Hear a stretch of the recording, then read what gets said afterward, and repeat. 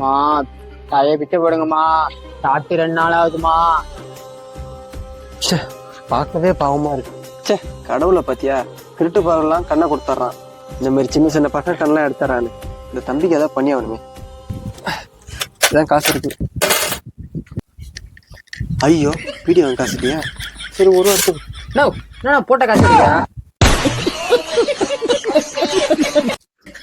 தம்பி, உனக்கு கண்டு தெரியுமாடா? அதெல்லாம் தெரியும். எடுத்த உரையும் போட்டுருப்போம். கோயில கிடைக்கும் போட்டான். போ. வர மாட்டான். ஐயா, தர்மம் போடுங்கயா.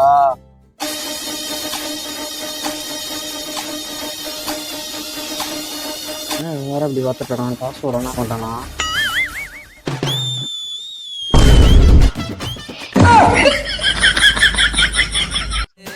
நாலு பேரு நல்லா இருக்க, நீ நியாயம் தர்மம் பார்த்த அந்த நாலு